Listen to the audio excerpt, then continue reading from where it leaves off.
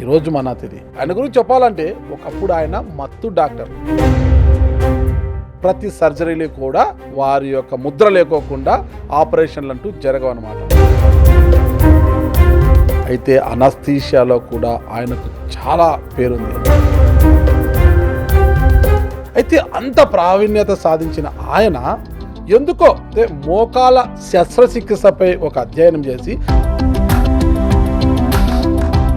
శస్త్రచికిత్స లేకోకుండా plasma therapy ద్వారా ఎటువంటి కుట్లు చిన్న కాటు లేకోకుండా చిన్న ఇంజెక్షన్తోనే మోకాళ్ళ నొప్పులకు చెక్ పెట్టాలనే ఉద్దేశంతో ఇటువైపు మళ్ళారు. ఆయన కదిలించిన అంశం ఏంటి, అసలు ఆయన లక్ష్యం ఏంటి? ఆయనే హైదరాబాద్ చెందిన Epione pain clinic pain specialist doctor Sudheer Dhara గారు ప్రస్తుతం మనతో ఉన్నారు. సార్ నమస్కారం. స్పోర్ట్స్ సార్, అసలు క్రీడలు అనేది మానసిక ఉల్లాసానికి దేహదారుఢ్యం పెంచుకు చాలా ఉపయోగపడే క్రీడలు. అయితే కొంతమంది క్రీడల్లో ఆడుతూ కింద పడిపోయి దెబ్బలు తగిలించుకుని ఇంజూరీ అయిపోయి తల్లిదండ్రులు భయపడి ఆ పిల్లలు కూడా భయపడిపోయి క్రీడలకు స్వస్తి పలుకుతున్నారు. ఇలా ఎంతోమంది సచిన్ టెండూల్కర్ లాంటి వాళ్ళు, అంటే పరుగు పందాల్లో పీటీ ఉషా లాంటి వాళ్ళు, అశ్విని ఆచప్ప లాంటి తయారు కావాల్సిన వాళ్ళందరూ కూడా ఇంటికే పరిమితం అయిపోవాల్సిన పరిస్థితి వస్తుంది. ఏం సార్ అసలుకి ఈ ఇంజూరీస్తోనే భయపడి వాళ్ళు ఇంటికే పరిమితం అయిపోతున్నారు? అసలు ఏంటి సార్ ఈ స్పోర్ట్స్ ఇంజురీస్ మీద పెద్ద రీసెర్చ్ జరిగింది, ఇప్పుడు కూడా జరుగుతుంది. స్పోర్ట్స్ దీంట్లో కూడా చాలా అసోసియేషన్స్ వచ్చాయి, చాలా సెంటర్స్ వచ్చాయి ట్రీట్ చేయడానికి. స్పోర్ట్స్ ఇంజురీస్లో ఒక నిజం ఏంటంటే, ఇప్పుడు మనం సచిన్ టెండూల్కర్ని చాలా పొగుడుతాం, గాడ్ ఆఫ్ ద క్రికెట్ అని. సచిన్ టెండూల్కర్ ఆడే టైంలో సచిన్ టెండూల్కర్ లాంటి టాలెంట్ ఉన్న క్రికెటర్స్ 10,000 మంది ఉన్నారు ఇండియాలో. కానీ ఈ 10,000 మందిలో ఒక 9,000 మంది స్పోర్ట్స్ ఇంజరీస్ వల్ల వాళ్ళ టాలెంట్ ఆగిపోయి ఇంట్లో వాళ్ళు చదువుకోవడము లేదంటే పనులు చేసుకొని చేశారు. అంటే చూడండి ఎంత కెపాసిటీ ఉన్న కంట్రీలో అంత. ఇప్పుడు 10 మంది సచిన్ టెండూల్కర్ ఆడితే అన్ని వరల్డ్ కప్లు మనమే. కానీ వాళ్ళందరూ స్పోర్ట్స్ ఇంజరీస్ వల్ల స్పోర్ట్స్కి మళ్ళీ రాకుండా అయింది. అంటే ఎందుకు అవుతున్నాయి స్పోర్ట్స్ ఇంజరీస్ అంటే, ఒకటి ప్రాపర్ కోచింగ్ లేక. ఇప్పుడు ఒక విలేజ్లో ఉంటాడు ఎవరో పిల్లోడు, చాలా మంచి బౌలర్ అంటాడు, మంచి బ్యాట్స్మెన్ ఉంటాడు, లేదా మంచి టెన్నిస్ ప్లేయర్ అంటాడు, మంచి కబడ్డీ ప్లేయర్ అంటూ, ఫుట్బాల్ ప్లేయర్ అంటాడు. ఎప్పుడైతే వానికి సరైన ట్రైనింగ్ లేనప్పుడు వాడు అడ్డదిడ్డంగా ఆడడం వల్ల టాలెంట్ ఉన్నా కూడా ఇంజరీస్ అవుతాయి. నీ ఇంజరీ అవ్వచ్చు, షోల్డర్ అవ్వచ్చు, స్పైన్ అవ్వచ్చు. తర్వాత ఏమవుతుంది, అరే ఇంజరీ అయింది కదా, మనం ట్రీట్మెంట్ తీసుకోలేము, ట్రీట్మెంట్ తీసుకున్నా కూడా మళ్ళీ కోర్టులోకి వెళ్ళలేమని చెప్పి స్పోర్ట్స్కి నమస్తే పెట్టి వాళ్ళు వెళ్ళి చదువుకోవడమో వేరే పనులు చేసుకోవడం చేస్తున్నారు. ఈ స్పోర్ట్స్ ఇంజరీస్ జరిగిన తర్వాత మళ్ళీ కోర్టులోకి రాలేని వాళ్ళు అట్లీస్ట్ 90%. ఈ 10% ఉన్నారా, ఈ 10%లో స్పోర్ట్స్ ఇంజరీస్కి సర్జరీస్ చేసుకుంటారు. షోల్డర్ సర్జరీ చాలామంది, మన ఫాస్ట్ బాల్ జవగల్ శ్రీనాథ్, సౌరవ్ గంగూలీ వీళ్ళందరూ సౌత్ ఆఫ్రికా పోయి సర్జరీ చేసుకున్నాడు ఆ కాలం. ఇప్పుడు ఇండియాలో జరుగుతున్నాయి. వెళ్ళి నేను షోల్డర్ సర్జరీ చేసుకుని వచ్చి మళ్ళీ ఆడుతుండేవాళ్ళు. అలా సర్జరీ చేసుకున్న ఈ 10%లో అలా సర్జరీ చేసుకున్న వాళ్ళలో 90% మళ్ళీ వాళ్ళు కూడా ఆపేస్తారు. ఎందుకు, ఒక్కసారి నార్మల్ జాయింట్లో కానీ నార్మల్ ప్లేస్లో ఆపరేషన్ జరిగితే నువ్వు స్పోర్ట్స్ ఆడడానికి పనికిరావు. 90%. ఓన్లీ ఆ 10%లో సచిన్ టెండూల్కర్ లాంటి వాళ్ళు ఉంటారు. సో స్పోర్ట్స్ ఇంజరీస్ని కానీ ఇండియన్ గవర్నమెంట్ కరెక్ట్గా కానీ మేనేజ్ చేస్తే సూపర్ డూపర్ ప్లేయర్స్ తయారవుతారు. దీంట్లో best treatment sports injuries surgeries కాదు. సర్జరీ చేయగానే 90% మీరు మళ్ళీ ఫిట్ కారు. ప్లాస్మా థెరపీతో బాగా చేసేస్తారు. Plasma therapy is the treatment. నేను చెప్పాను, జవగల్ శ్రీనాథ్, తర్వాత సౌరవ్ గంగూలీ, వెంకటేష్ ప్రసాద్ వీళ్ళందరూ సౌత్ ఆఫ్రికాకి పోయి సర్జరీ చేసుకొని వచ్చామంటారు. వాళ్ళు సర్జరీ చేయాలి, వాళ్ళు జరిగింది ప్లాస్మా థెరపీ. అక్కడ ప్లాస్మా థెరపీ చేసుకోవచ్చు, అక్కడ చేసేవాళ్ళు. వాళ్ళు ఇండియాలో చేయించుకోరు. మీరు చేయగలరా ప్లాస్మా థెరపీ? మేము 100s చేస్తున్నాం ఇప్పుడు. అలాంటి స్పోర్ట్స్ మ్యాన్ మన దగ్గర జూబ్లీ హిల్స్ చెక్ పోస్ట్లో స్పోర్ట్స్ రీహాబిలిటేషన్ సెంటర్ ఉంది, ఇపియా అనే దాని పేరు కూడా.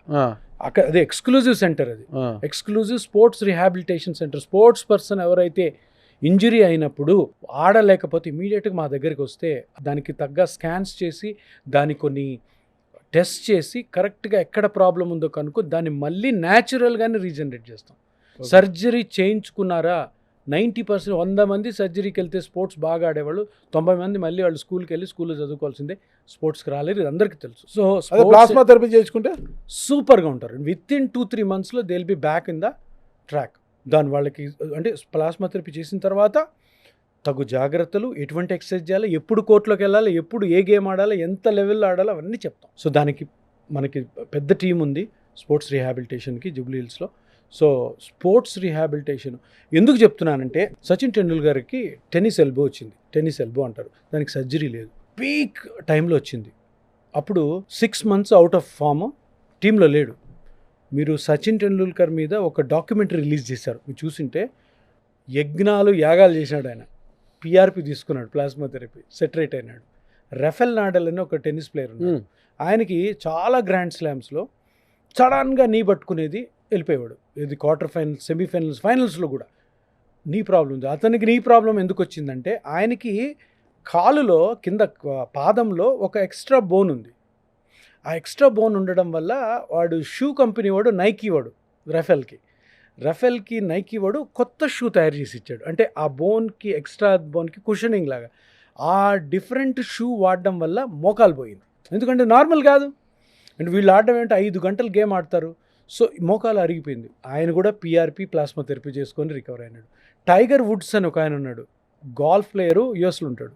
ఆయనకి టెన్నిస్ ఎల్బో వచ్చింది, సూపర్ డూపర్ ఛాంపియన్షిప్స్ కొట్టినాడు, ప్లాస్మా థెరపీతో బయటపడ్డాడు. అంటే స్పోర్ట్స్ ఇంజరీస్ గురించి, ప్లాస్మా థెరపీ గురించి తెలిసిన ఎవరైతే తల్లిదండ్రులు అందరూ ఉన్నారో, వాళ్ళ పిల్లల్ని హ్యాపీగా ప్లాస్మా థెరపీ చేసుకొని కంప్లీట్ రికవరీ, కాకపోతే కరెక్ట్ అయిన సెంటర్లో చేసుకోవాలి. ఎందుకంటే దాన్ని రీహాబిలిటేట్ చేసే టీం ఉండాలి.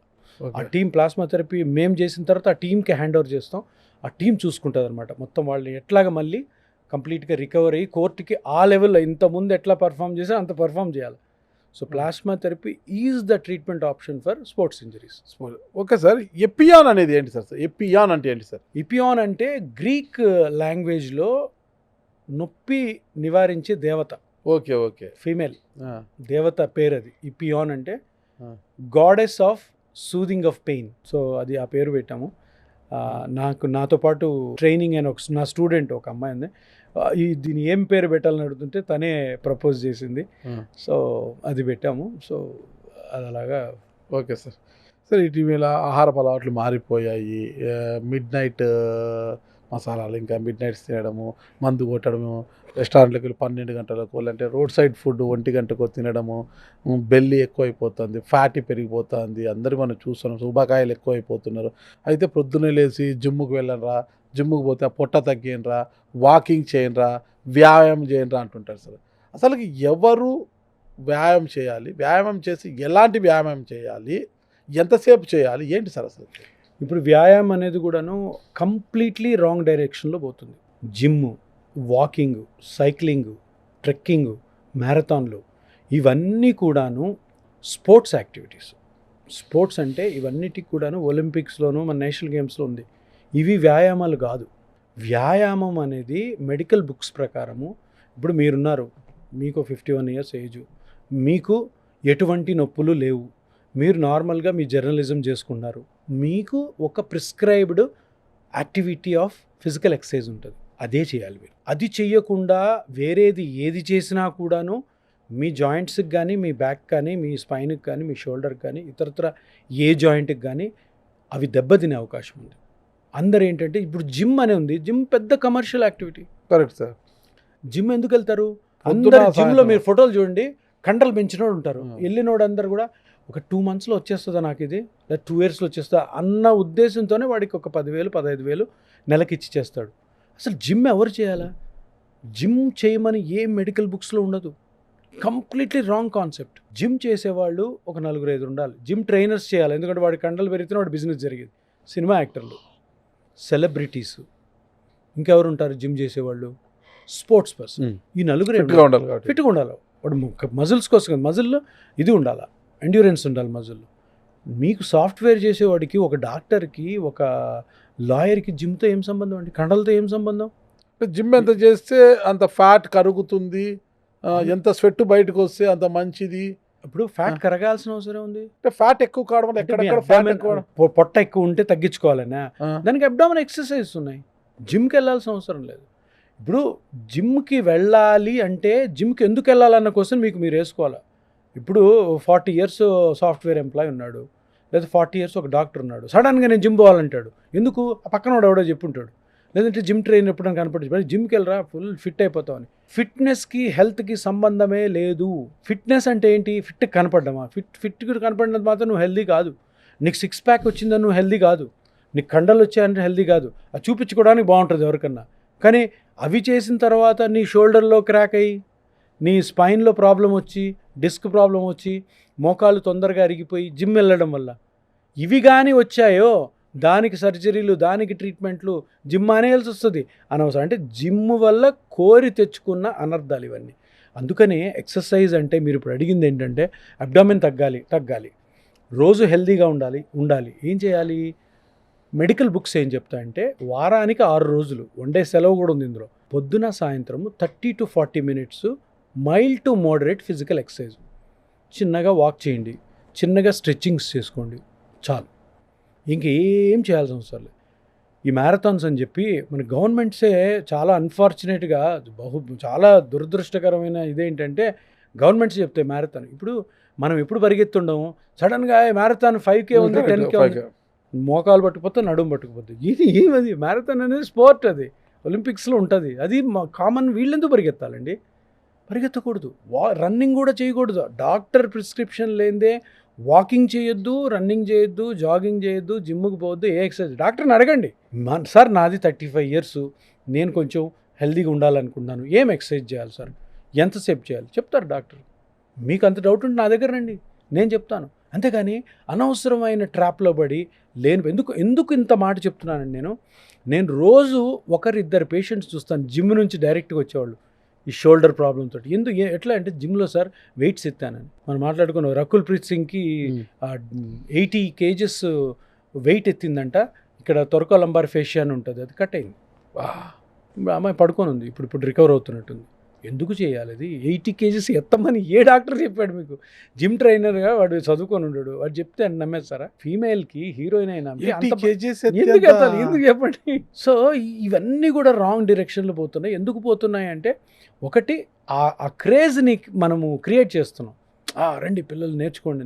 ఒకటి చేయొచ్చు. ఇప్పుడు అమ్మాయిలకి పెళ్ళి కావట్లేదు, కొంచెం లావుగా ఉన్నారు, జిమ్కి వెళ్ళి కొంచెం వెయిట్ తగ్గించుకోవచ్చు.